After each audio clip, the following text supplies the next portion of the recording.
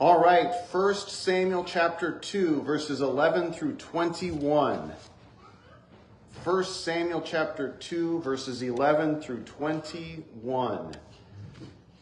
I've entitled the message today, Embrace the Grind. Embrace the grind. You know what I mean by the grind? Going to that Lennox every day. You go to Fairway every day. It's a grind. Embrace the grind. There aren't any hard and fast rules for getting ahead in the world. Just hard ones. You don't have to lie awake nights to succeed. Just stay awake days. I like that one too. There is no poverty that can overtake diligence. A Japanese proverb. Spurgeon said, by perseverance the snail reached the ark. Triumph is just oomph added to try. I've heard it said that being an adult is trying to figure out what you're going to eat every day until you die. It's just a grind every day. Do you think God is watching your everyday grind? You know, from getting up in the morning to deciding what to eat for lunch or supper. Do you think God is watching when you tie your shoes in the morning? Do you think God is watching you when you brush your teeth before you go to bed? Do you think God watches you in the car on your way to work every day? Do you think he watches you on your ride home from work every day and how you pulled over in front of somebody or somebody pulled in front of you? You think God is watching these events? Do you think God watches you at work all 8 to 12 hours or more of that workday? Do you think there's ever a time that God is not watching you? We're in a grind every day. Now, we joke because, it's fun at Lennox and it's fun to grind at Lennox, I'm sure, every day. You just can't wait to punch the clock the next day, I'm sure. I feel the same way at Fairway. Just can't wait to go in at 5 o'clock tomorrow morning and pull a truck. I can tell you exactly what I'm going to do the whole day, and I haven't even started my day tomorrow. Because it's a grind. I do it every Monday. Every time. It's always the same thing. It's a grind. Does that mean it's bad? No. Does not mean it's bad. Recognize the grind. Embrace the grind. God wants you to see the grind within everyday life. It's often said that practice makes perfect. I don't know if I agree with that, because what happens if you're practicing wrong? You're going to be perfectly wrong. But if you're practicing it correctly, that's good. So the question is, are you practicing correctly? Is your grind good? Because you're going to grind. Is your grind good, or is your grind not so good? Are you doing what you're supposed to be doing with the grind? Or are you not doing what you're supposed to be doing with the grind? Because there's going to be a grind. Every day you're going to do something. Embrace it. God has given you a gift every day to be here, to do something, to serve somebody, to do something somewhere along the line. You've been given a gift. That's why it's called the present, because it's a gift. What are you doing with that gift in your grind? We have the opportunity today to see the grind in the life of 3 different people as we go through 1 Samuel chapter 2, verses 11 through 22. We're going to break it down in these 3 ways, these 3 opportunities. Verse 11, number 1, we see Samuel courageously serving. We see Samuel courageously serving. The second opportunity we have to see the grind in the life of everyday people, verses 12 through 17. The sons of Eli are contemptibly sinning. The sons of Eli are contemptibly sinning. And the third opportunity that we have to see the grind in everyday life, verses 18 through 21, Hannah is consistently sewing. I needed an S word there. She's making robes and stuff, so she must be sewing something. We see Hannah consistently sewing. So let's start to look at this. Let's see this grind in everyday life. Let's read verse 11. Then Elkanah, remember, who's Elkanah? Bonus points if anybody remembers who Elkanah is. Samuel's dad, the husband of Hannah. Then Elkanah went to his house in Ramah, but the child is Samuel, the child ministered to the Lord before Eli the priest. How often do you suppose that this is going on? Well, at first, he's bringing him after Hannah has weaned him. And we've been learning about this for a couple of weeks now. Hannah had not been with child. It was seen as a negative thing in that culture. And you remember Hannah praying, wanting that child. And the priest Eli thought she was drunk. But she prays to herself silently, moving her lips, prays for a child, and God answers her prayers and gives her who will be Samuel. And it says that Hannah nursed the baby until he was weaned, which in those days was probably about 3 years old. And you remember that Elkanah, Peninnah, Hannah would go up to Shiloh, it's about 15 miles, would go up to Shiloh once, twice, 3 times a year for service to the Lord, to the tabernacle. That was where they were at locally. And they would do this every year consistently. And this in Shiloh was when Hannah prayed to the Lord that she might have child. And this is where Samuel comes from. One of these opportunities to go up there to pray.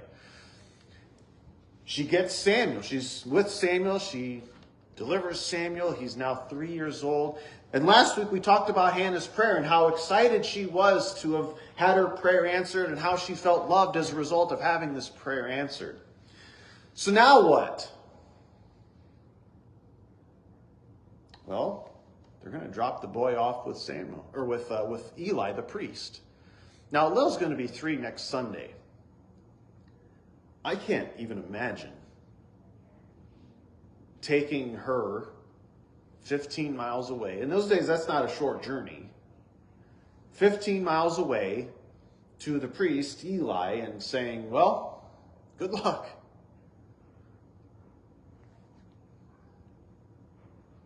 But that's what they pledged to do. Bless his heart. Bless Hannah's heart. They followed through in their grind to do exactly what they said that they were going to do. For 3 years, they cherished that little boy and nursed him and helped him grow and to develop. For 3 years, that was their grind, knowing that one day they were going to have to turn him over to Eli the priest. They did it. They embraced their grind. They did what they had to do.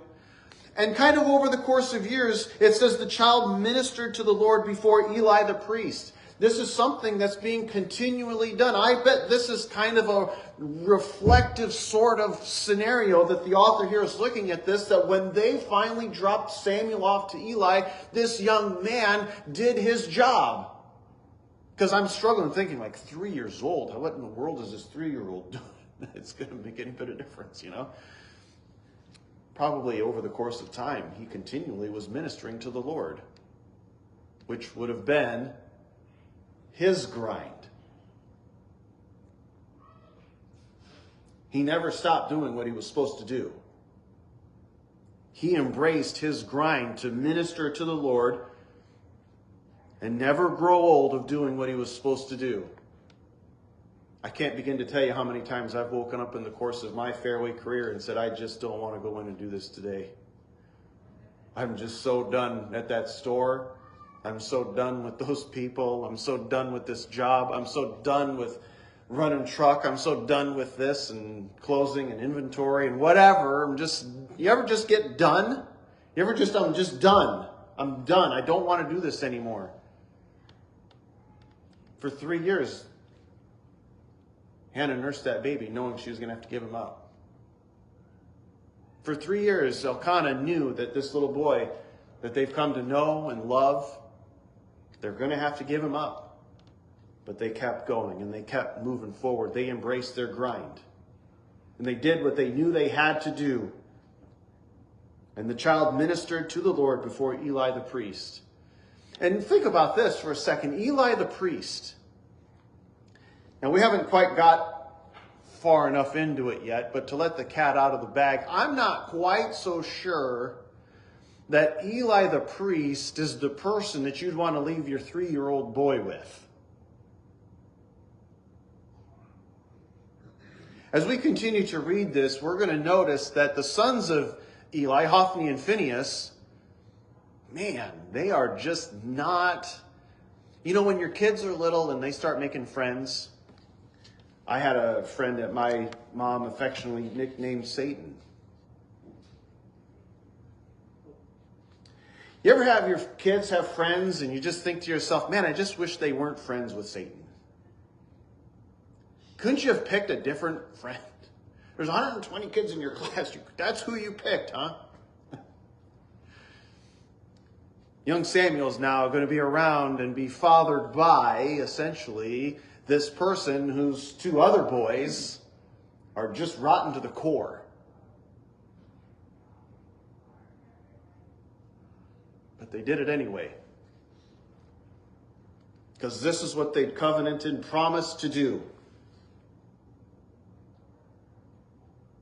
They embraced their grind and they did what they knew was right to do. My challenge for you today, don't give up. Never stop growing tired of doing what is right. Even when it sucks, even when it's hard, even if you don't want to do it, man, embrace the grind. If God has given you the gift of going into Fairway every day to work there and do a job and provide for your family, get your butt up tomorrow and go and do it.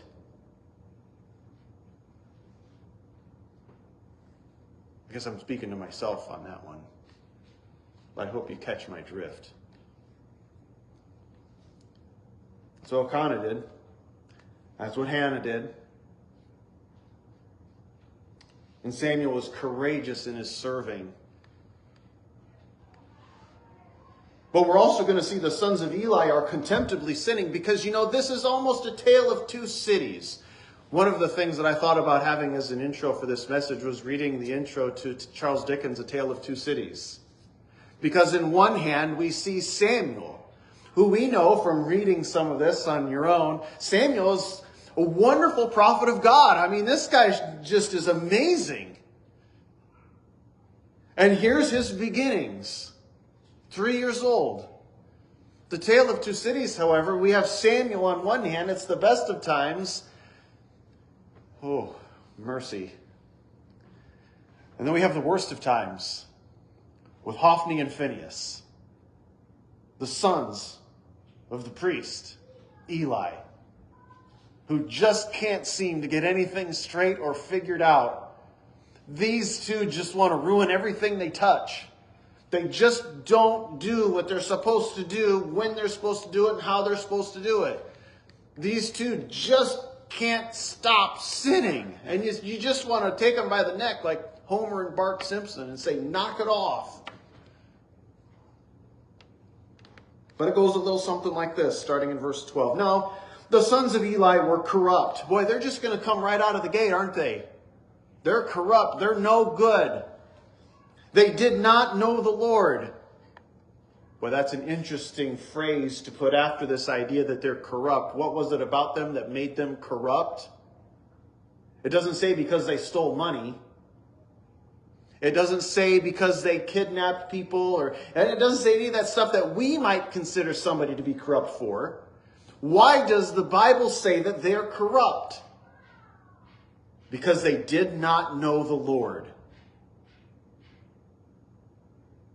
It's as a result of not knowing the Lord that they're now going to have no leash on them, no opportunity to do anything other than sin. So it's not going to surprise us. Whatever we read from now on about Hophni and Phinehas, and we're going to be dealing with them more than just these few verses, by the way.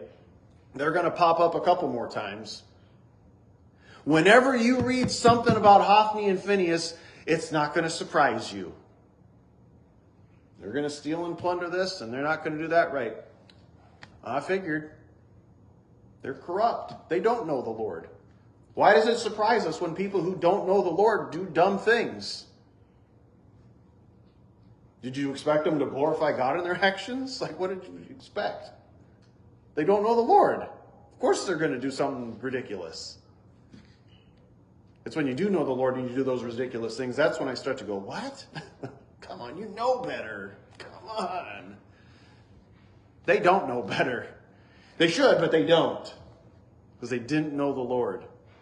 Which begs the question, do you know the Lord? Or are you corrupt? Like Hophni and Phinehas. The tale of two cities. Samuel, Hophni and Phinehas.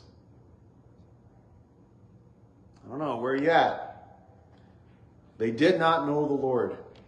And the priest's custom with the people was that when any man offered a sacrifice, the priest's servant would come with a 3-pronged flesh hook in his hand while the meat was boiling. And he would thrust it into the pan or kettle or cauldron or pot, and the priest would take for himself all that the flesh hook brought up. So they did in Shiloh to all the Israelites who came there. Also, before they burned the fat, the priest's servants would come and say to the man who sacrificed, give meat for roasting to the priest, for he will not take boiled meat from you, but raw. And if the man said to him, they should really burn the fat first, then you may take as much as your heart desires, he would then answer him, no, but you must give it now. If not, I will take it by force. Therefore, the sin of the young men was very great before the Lord, for the men abhorred the offering of the Lord. Now, if you've not read Leviticus, that part may not make a lot of sense. Because what he's talking about here, and the problem that Hophni and Phinehas are having, has to do with ritual practices by the priest. Eli the priest is the one who's in charge. We get that. And the priestly line is passed down through the boys. Which means Hophni and Phinehas need to be figuring out how to be priests, because one day daddy's going to die. And then it's going to be Hophni and Phinehas who are the priests. And then they're going to train their kids. And this is how it's perpetuated. This is what's supposed to happen. So what's actually happening? Well, the way that this is supposed to be done is not what's happening.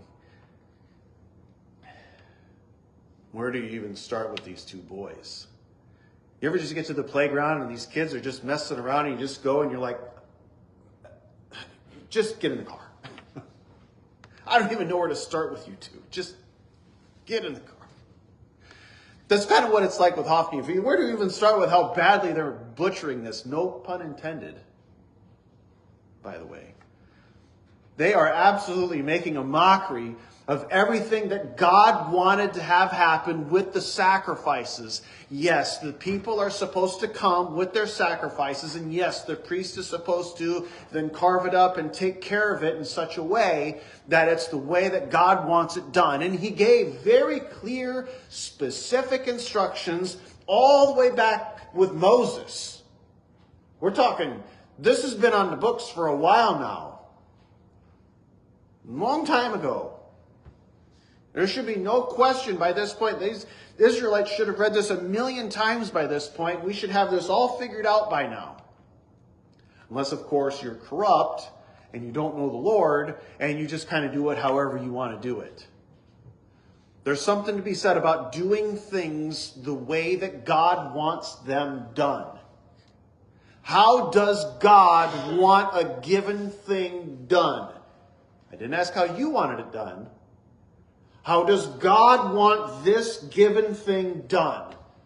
Maybe it's marriage. Maybe it's church. Maybe it's this. Maybe it's that. I don't know. Whatever it is, how does God want it done? Not how do you want it done. How does God want it done? And God told them exactly what he wanted them to do. Hophni and Phinehas come around and they don't do that. For example, this whole thing with the flesh hook. So the breast and the right thigh were supposed to be for the priest. That's it. Now why? Why is it that God has allowed these two pieces of the animal to be preserved for the priest? Well, all the other tribes have been given stuff, like land, for example. The half-tribe of Manasseh, remember that back in Joshua? They wanted this parcel of land because it was good for pasture and stuff, and so Moses let them have it. This means yes? Oh, yeah, I remember that. Yeah, good, thank you. That's what they got, and they were able to now have pastures for their herds, and they were able to get animals and take care of themselves. The other tribes had other things and land and stuff like that. What did the Levites get? Nothing. They didn't have a way to raise animals to eat. So how do the priests eat? What do they get to eat?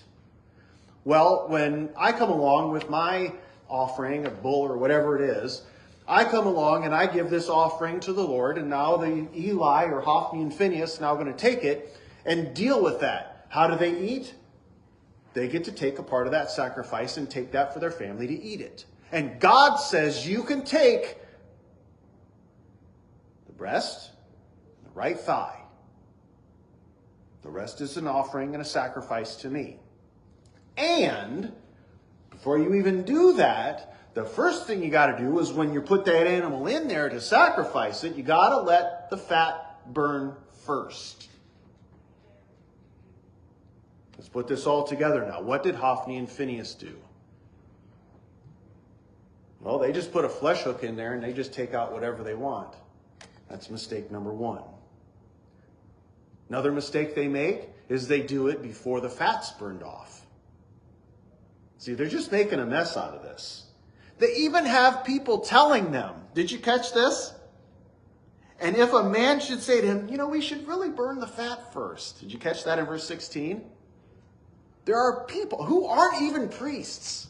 It'd just be like some Joe Schmo coming in there and saying, hey, Hophni, I wonder if we should burn the fat first before you just stick your flesh hook in there. How does he know? And how does Hophni not know? Isn't that backwards? This is how far gone down the path they are. They just don't care. They're just going to do whatever it is they want to do. They're corrupt. They just contemptibly sin constantly. The tale of two cities. You got Samuel, who's going to minister to the Lord and do what is right. And on the other hand, you're going to have Hophni and Phinehas, who are just going to be contemptibly sinning. And that's their grind. Every day, anytime anybody comes in with any sacrifice, in verse 13, anytime, anyone, anywhere, any sacrifice, guess what they're going to do? They're corrupt. They don't know the Lord. Their grind is to continually and contemptibly sin. Practice does not always make perfect. If you're practicing wrong. These two sons of Eli, this is how they're doing it. And it's within this sphere, this realm, this world that Elkanah and Hannah happily march 3-year-old Samuel into this household and drop him off. How would that make you feel? I don't know if I'd have a lot of confidence. That would pretty much scare the pants right off of me. But you never grow tired of doing what is right. You stick with your grind. You do what God has told you to do. You wake up recognizing that no matter what you're doing, even if you're tying your shoes and brushing your teeth, and I'm thankful I said that in the right order, you're doing what God has asked you to do. You're not making any excuses or any deviations. Your grind honors the Lord. Because you're going to have a grind whether you know it, like it, or not. You're going to wake up and you're going to do something. What are you doing? You're going to honor God or not? Tale of two cities. You're going to be like Samuel and minister to the Lord in a way that is good, right, wholesome, healthy, honorable, respectable. Or you're going to be like Hophni and Phinehas, the sons of Eli, the priest, who are contemptible, corrupt, continually sinning because they don't know the Lord and they're not doing what they're supposed to be doing. Therefore, all of this to say in verse 17, the sin of the young men was very great before the Lord, for the men abhorred the offering of the Lord. They knew that what Hophni and Phinehas was doing was wrong. And they didn't even want to come and do sacrifices anymore. They just knew that it was just a waste of time. How demoralizing to the people. God had set this up to take care of his people, and all it was doing was demoralizing everybody. Way to go, Hophni and Phinehas.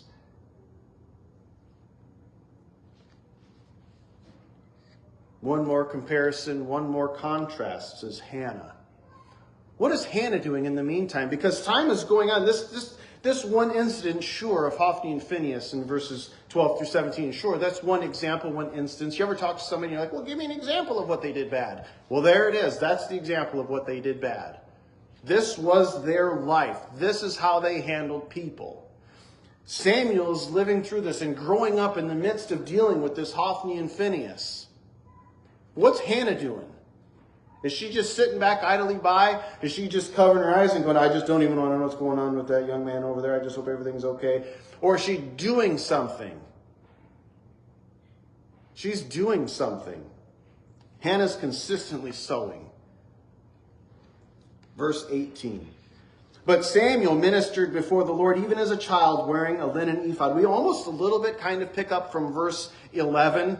I wonder if 12 through 17, this deal with Hophni and Phinehas, is just supposed to contrast, just be this contrasting narrative between Samuel and Hophni and Phinehas, because we're going to go back to Samuel ministering before the Lord even as a child, like we talked about in verse 11, where we saw Samuel courageously serving. And that's why I said it was courageously serving. Can you imagine Samuel ministering to the Lord as a child with Hophni and Phinehas right there doing that kind of stuff? How courageous would young Samuel had to have been? It is so tough and challenging for even us as adults to minister to the Lord when there are people out there who do not want you to do that. One of the things that I think of the most are like young people in school. I mean, can you imagine being 16 with the peer pressure of being 16? Hello? And you get your lunch at this public school, and you go sit down, presumably maybe by yourself. I don't know. I did most of the time. And in the midst of that cafeteria on a public school setting, you're going to bow your head and pray before you eat that meal.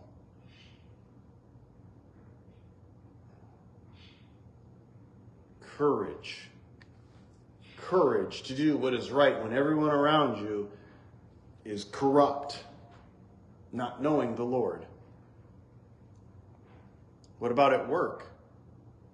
You make a pizza in the pizza oven because you're on your lunch hour at the store. And the pizza comes out of the oven, you put it down, you get it cut up, and you go, did you pray yet?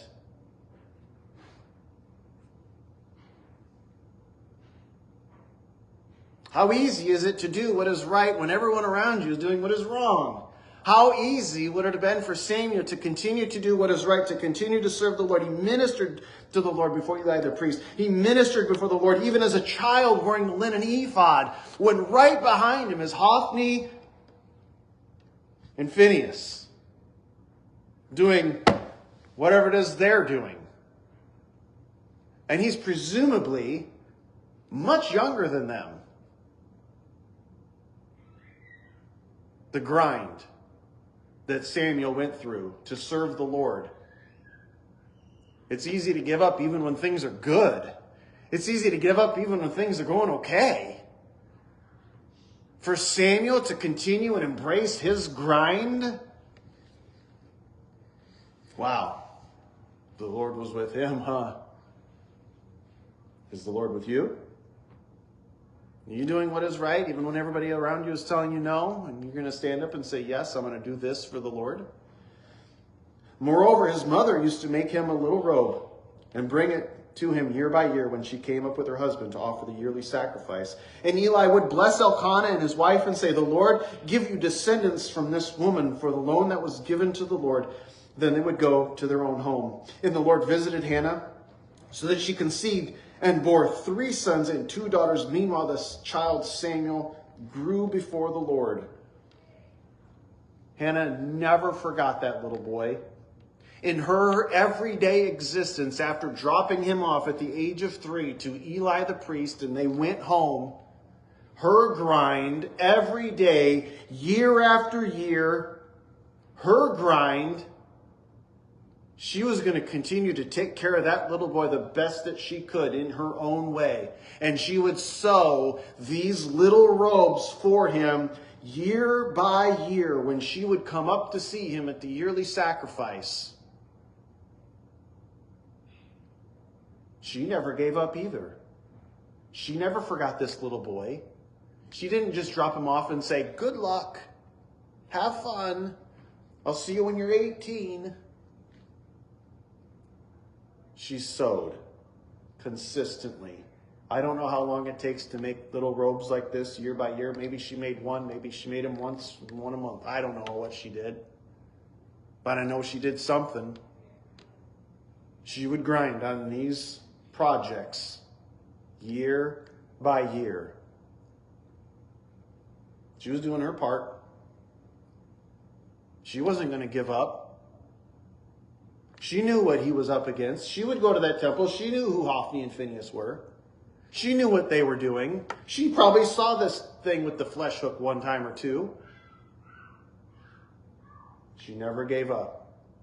She kept going. She kept doing what was right. She kept doing what the Lord wanted her to do. And Samuel grew and grew in the Lord and continued to learn and to grow because he had the blessing of 2 wonderful parents, Elkanah and Hannah, who loved him even from afar.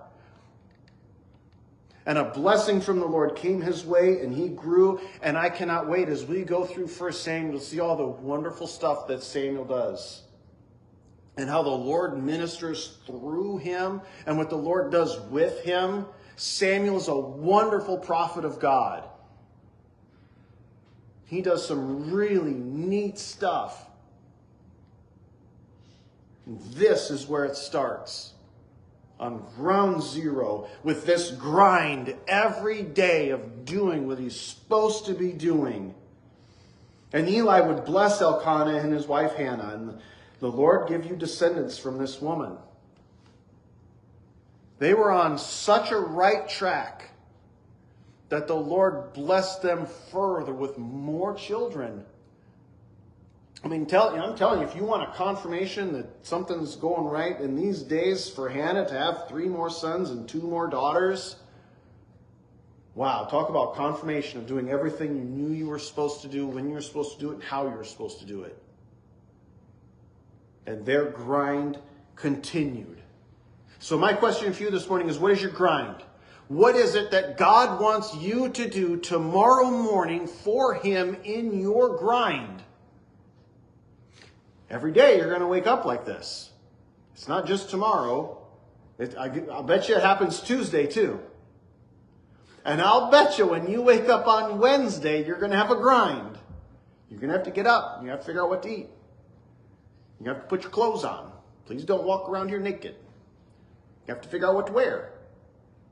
You have to figure out what you need to do. Do you need to go to Walmart, get some supplies? You have to go to Fairway, get some groceries? What are you going to eat tonight? Do you need to go to work today? Is it a day off? Do you have a work day today? Do you have something you need to work on? I bet on Thursday when you wake up, You're going to have a grind. Every day is a grind. It's easy to want to give up. It's easy to want to throw in the towel. It's easy to say, Hophni and Phinehas are there and I just can't handle them two anymore. I just don't want to do this anymore. I'm done. No, you're not done. You're still breathing. You're not done. Keep moving forward and doing what is right for the Lord. Embrace your grind. Let's pray.